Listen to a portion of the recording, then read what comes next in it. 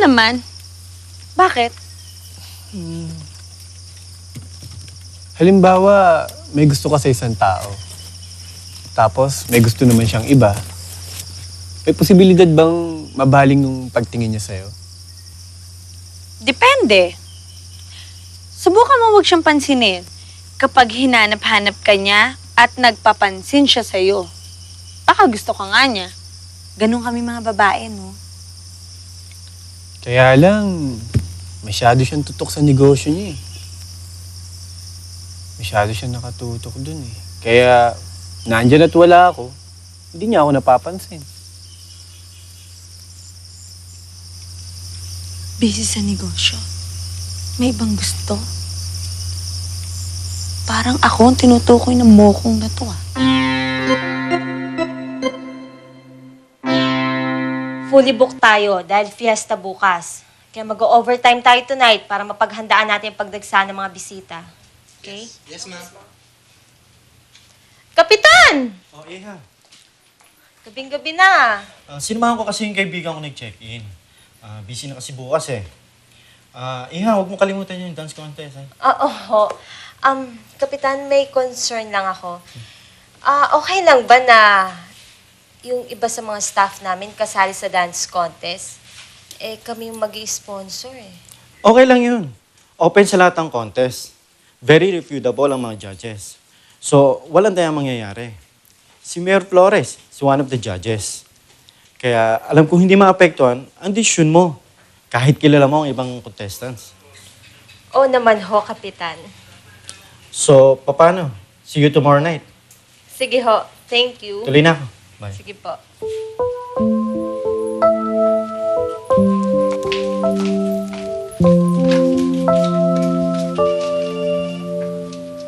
Sunshine! My princess! Daddy! I miss you. How are you? Oh, feeling beautiful. Pero kung may iba siyang gusto at busy sa negosyo, parang ako nga ang tinutukoy niya. Hindi naman siguro. Di, magpakita ka na maganda sa kanya. Dapat lagi ka nandyan para sa kanya. Pag masaya siya kung kasama ka niya, baka mabaling ang atensyon niya sa'yo. Eh, araw-araw naman kami nagkikita eh. Kaso ang problema, para kaming aso't pusa. Minsan, sobrang bait niya.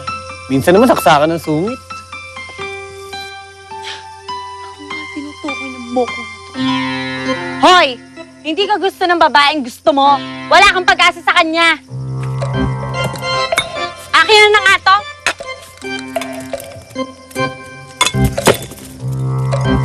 Hoy, sandali! Paano mo na sigurong wala kang pag-asa kay Sunshine?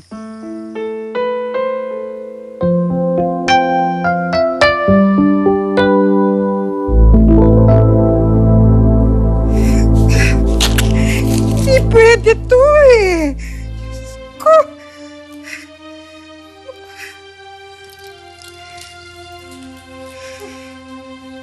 Wala, bakit? Anong problema?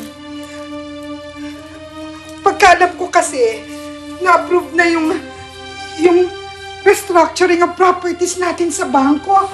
Eh, bakit naman ngayon, biglang-bigla, nagpadala sila ng foreclosure notice sa atin?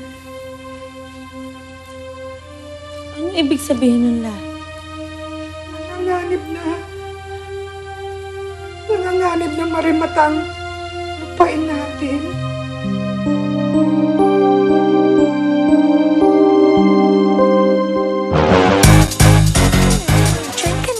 Great dito ah. Mukhang mas fit kayo ngayon compare sa last time nakita. Talaga, thank you ha. Ikaw din eh. At may bago po kayong business na papasukan, kaya kayo napauwi dito, Tito? No. Nagkausap kami ng daddy mo. Nabalitaan niya kasi ang pagkakaipit natin dun sa expansion. That's why I told him na ako na pupunta rito para maayos ng problema, di ba? Daddy, isang Oh, thank lupain you, na lang eh. naman po ang hindi pa nabibili. Yes, I know, Iha. That's why I'm here. Para ma-post ang foreclosure ng mga properties ng Panlilio. I guess by this time, natanggap na nila yung foreclosure letter, di ba?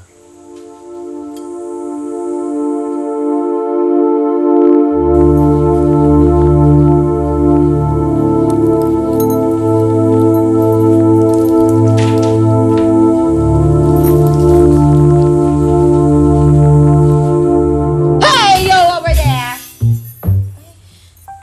Sorry. You have a problematic skin disease pala, guy. You want me to dance na lang para maaliw ka ba? Ha? Mia! It's not the right time for joke. Best friend, what's the problem? Hindi ko kasi alam gagawin ko eh. Nagpadala ng foreclosure notice ang bangko kay Lola. Big amount ba ang kailangan?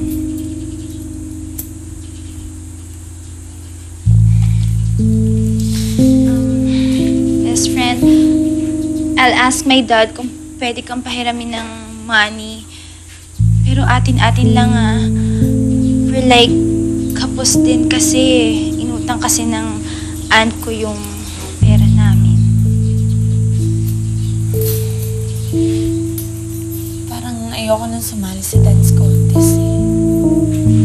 Hey! Huwag ka nga magpa-affect sa problem. You have to join. Malaking tulong ang premyo sa contest if you win. I'll call my mom and ask her kung pwede kang matulungan about the legalities of that foreclosure notice. Maybe best friend may paraan pa para hindi yun matuloy.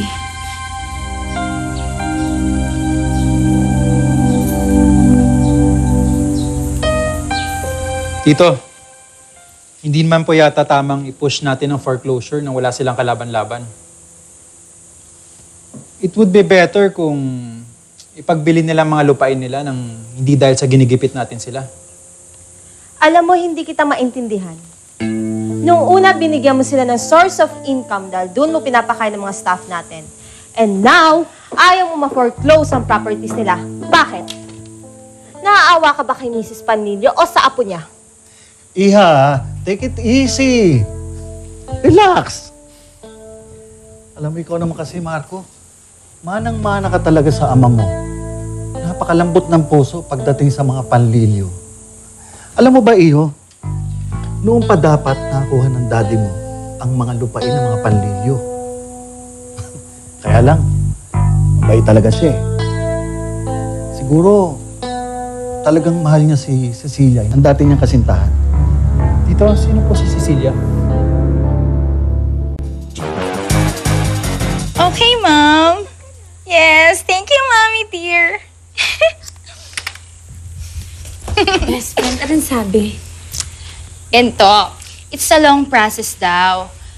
May mga court hearings pa daw before the actual foreclosure. Meaning, you have laban pa, best friend. So, advice ni Mami na we send her all the papers para mapag-aralan na niya. Talaga? Yes! Thank you. I-ready mo na lahat ng documents mo at ako na mismo magdadala sa Manila to make sure that Mom gets. You're welcome. Si Cecilia ay anak ni Andres Panlilio. Si Kaandoy ba? Sila ang pinakamayamang pamilya dito noon. Kaya lang, mata pobre. Hinadlangan pa niya ang pag-iibigan ni Arsenio at ni Cecilia. Hindi po ba't mayaman din ang mga madrigal? Noon hindi masyado. Pero iyo, alam mo, nagsikap lang ang daddy mo eh. Kaya sinuwerte. At nung sinuwerte siya, nung umangat siya, siya naman pagbaksak ni Panlilio. At alam mo, lalong uminit ang ulo ni Kaandoy nung itayo ng daddy mo tong Lagos Inn. Lagos Inn? Eh, hindi ba kabibili nyo lang ni Tito Arsenio nitong Lagos del Sol? Iha, alam mo bang kaya tinayo ni Arsenio itong Lagos Inn? Para kalabanin ang Kaandoy's Inn. Napag-iwanan si Kaandoy at ibinenta muna ni Arsenio ang Lagos Inn para makahanap na ibang malalaking negosyo. And after ilang years, bumalik sa uli. Binili uli ito at naging Lagos del Sol. Doon ako pumapel. Doon ako ngayon. Kasi he invited me to be his partner. Yan. Ang galing pala talaga ni Tito Arsenio. That's right. Tama ka dyan, Iha. Kaya lang, talagang malambot ang puso eh. Alam mo ba, Iha, si Aling Ida, nung lumapit kay Arsenio para isanla ang kanilang lupain, hindi na nagdalawang isip si Arsenio. Lalo na nung malaman ni Arsenio na namatay si Andoy nang dahil kay Cecilia. Ay nako, kawawang Andoy. Mapupunta rin pala si Cecilia sa isang TV dancer. Ayon, inanakan ng dalawa, pagkatapos iniwan. Dad, wait. Naguguluhan na ako eh. Hindi ba isinangla ng mga panlilyo ang properties nila sa isang bangko? Yes, Iha. Sa bangko. Sa bangkong pag-aari ni Arsenio. My God! Akala ko pa naman magaling ako mag-PR dahil nakuha ko lahat ng documents sa pag-aari ng panlilyo. Yung pala hindi. Bakit, Iha? Hindi ba naikwento si Marco yung tungkol sa lahat ng ari-arian nila? Like father, like son, ha? Ganyan din si Arsenio. Hindi makwento. Alam mo, kahit nga itong naging kasintahan niya si Elena, hindi niya na ikwento ang tungkol sa nakaraan nila ni Cecilia.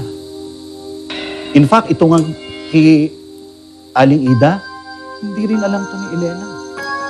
Teka lang, Tito Nalilito na po ako eh. Ang dami pong bagong pangalan na ngayon ko lang narinig.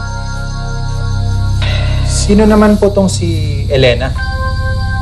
You mean hindi mo kilala si Elena? Ayan, Elena, lalaya ka na. 24 na taon ng pagtitis mo rito. Bibihira sa kaso mo, ang nabibigyan ng parol. Kaya, huwag ka nang pabalik dito. Salamat. Salamat, Ate Clara. Andiyan nga pala ang Janedy mo.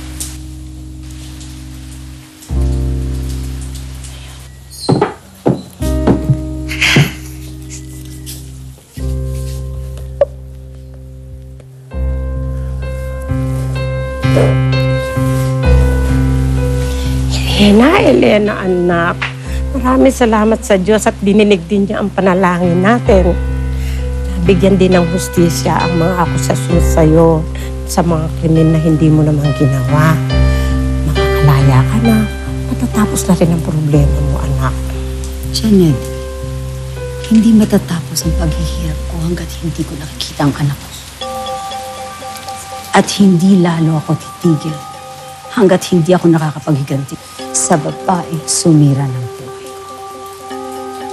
Hindi pa tapos ang laban.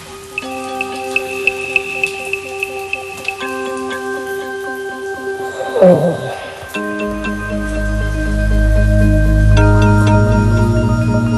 Are you serious, son?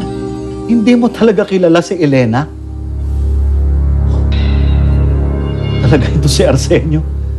Napakalihim talaga pagdating sa mga girlfriends niya. I'm sure, Daddy, hindi katulad ni Tito Arsenio si Marco dahil kung hindi... Tito, I'm curious po talaga eh. Kung sino po talaga tong si Elena?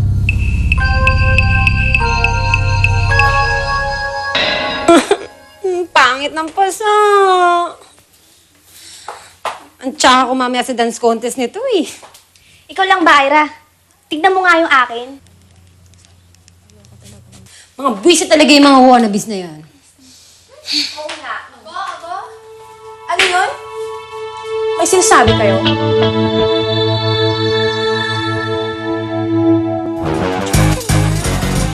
Yes. Buwisit din kayo. Tingnan yung mga mukha namin. Nakakaasar. Sino ba nagsimula, ha? Gusto mo dagdagan pa namin yan? Tama na, tama na. Lalahanin yung dance contest mamaya, no? May solusyon ako dyan. Fashionista pa ang drama. Tara na nga! Baka gayahin pa ng iba dyan. Ha? Mga gaya-gaya ko. Narinig niyo? Narinig niyo? Dapat umalis na kayo. Masarap. Masakot na. Rosalyn! Cousin Seth! Rosalyn! Cousin... Ay! Nonoy! Ano ka ba? Ay, Mag-iingat ka! Ay, ikaw kaya ang may mata. Ikaw ang dapat nakakakita. Mukhang bayaran to. Ay, Sus. Rosalyn! Rosalyn! I-bring ko na yung dress mo para mamaya. Ay, look-looky mo. It's so maganda. Taros yan. Ito pa, oh. Ganda, no? Ano ba naman to? Parang sira-sira. Masusuot ko ba to? Parang kulang sa tela. Ano ba to? Kasi sis, siya ka talaga. Ganyan talaga yung mga design. Pag konti tsaka parang sira, mamahalin yun. Tingnan mo nga, ang ganda-ganda. Oh. Tsaka, ingatan mo lang konti kasi chinorba ko lang yan sa designer kong friendship. Oy, Wengske. What you meaning na chinorba? Siguro ninenok mo yan, Day, no? Yung bang may-ari niya still alive pa, ha? Saan baul mo ba yan nakuha, Day? Sabi mong dito to Hindi ko yung ginelak sa baul, no? Galing yan sa isang sikat na designer. Da! SF namang sikat talaga yon. Siguro sa mga baryo lang, no? Talaga na. Girls, stop it now, okay? You're stressing Rosalyn, eh. Ay, best friend, you go inside muna and take a rest para you have lakas tonight sa contest. Sige, magpapahinga na ako. Fit mo na rin yan, cousin sis. You go na with her. O, dali, tulungan kita. Ganda-ganda nito. Gosh, I'm so excited. Hindi naman maganda yung damit. Parang yung huling nagsuot ng pinilalikad ng truck. Tignan mo, sira-sira. Parang yung nanghiram ko, sira din, no? Hindi man lang ako kinonsultan na itong si Rosalie. So sexy nga. Hindi. Pangit ba? Parang yun ang hiram. Pangit din.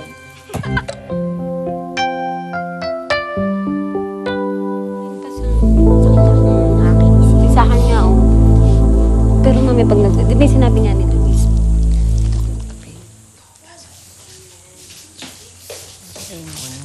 Excuse me po, sir. Pirma na lang po dito.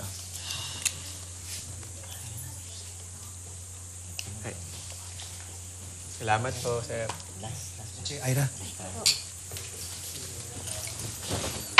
I-release ko kayo ng maaga para sa dance contest, ha? Maya-maya lang, pwede na kayo umalis. Tsaka gawin nyo ng paraan yung mga pasano, ha? Lagyan nyo ng tubig na may yelo para mawala yan. Eh, Sir Yuri, may mga guest pa po.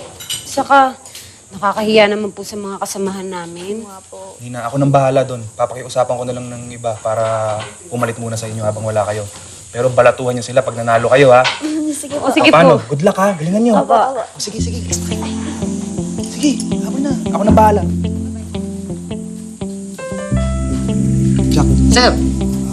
Konting ligpit na lang. Tapos, dumiretso na kayo doon sa dance contest, ha? Ako Sige nang po, bahala sir. dito. Sige po, sir. Sige. Salamat, sir. Lipitin nyo yan. Tapos alis na kayo, ha? Po. Mga girls, yung mga iba, habol muna ng dance contest. Okay lang, kayo muna ang musikaso dito. Pero pag walang tao naman, pwede naman kayong sumunod doon maya-maya kung gusto nyo, ha? Sige.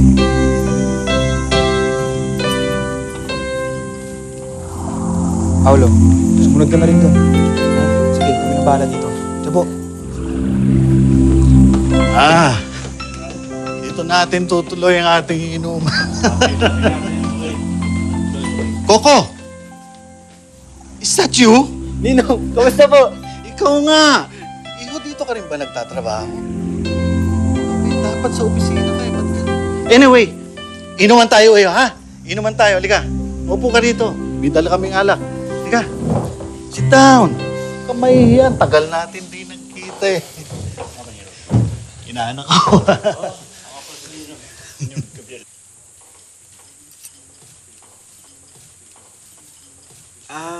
Ninong, kaso paano po ba to eh? May lakad po ako eh. Yung anong lakad? Kalimutan mo yung lakad. Come on, tagal natin di nakita oh. Tiyo, remember this? Paborito mo to, di ba? Dito ka lang, inuman tayo, okay? Join ka na. Iho, pakikuha naman kami ng glasses para dito. Sige po. Thank you. Alam niyo mga panyero, itong inaanak ko si Coco. At yan, anak yan ni Senyor Arsenio Madrigal. Ako pala ni Senyor Madrigal. Nice to meet you. Paborito ko yan.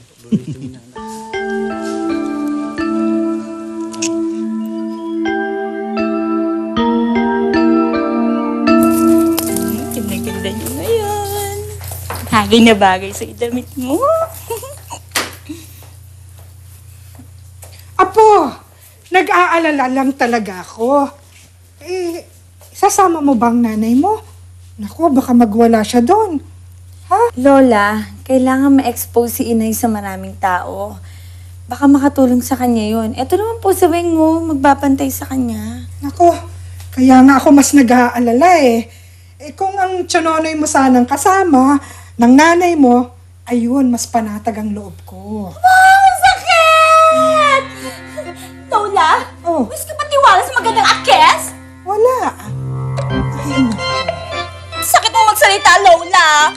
Carry ko naman sa Tita Cecilia, tsaka malay mo. Lucky charm siya ni Rosaline. Tsaka susunod naman po si Mia at Izzy. Tatlo na sila magbabantay. Gusto ko kasi makita ni inay kung gaano ko kagaling sumayaw. Pasyal, Nanay, Ate Rosaline, sama Maika. Sama. Hindi na. Maika, hindi pwede. Mapupuyat ka doon. Oo nga naman, Apo. Mapupuyat ka doon. Sige ka. Hindi ka na beautiful. Gusto mo ba yun? Ha? Sige na. Tara na sa kwarto. At para lalong gumanda ang apo ko. Sige na ha. Anak ka. Tutulog na ang apo ko. Lalong gaganda siya. Halika na. Tulog na.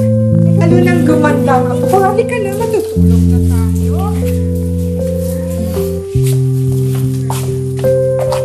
May pinto.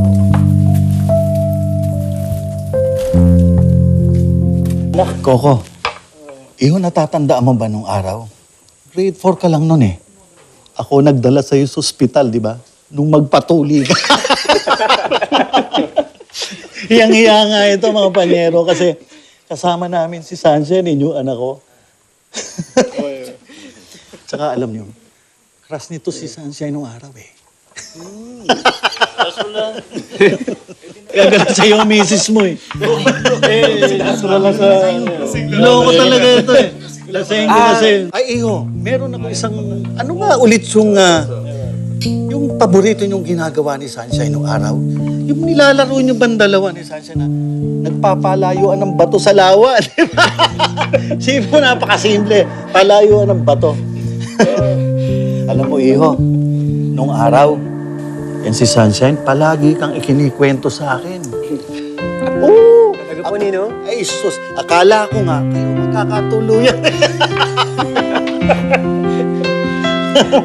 Nino, ano pa po kinukwento ni Sunshine sa inyo? Ako marami. Interesado.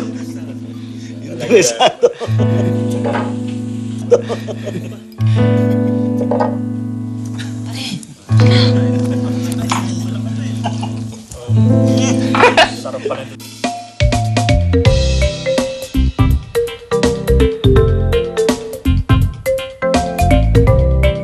Makikiraan lang po. Excuse me, ho. Excuse me lang po. Makikiraan lang po. Ito, wala na upo. Ayun, may upuan. Dito, yan. Diyan muna kayo maupo, ah. Upo. Darn tao, tita. Manood kayo ng dance contest, ha?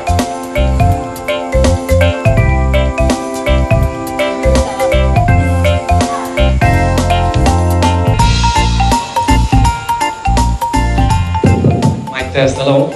Announcement lang po. Tinatawagan po ang lahat ng contestants na pumunta na sa backstage at upang gawin na ang palabulatan na inyong mga numero. Salamat po.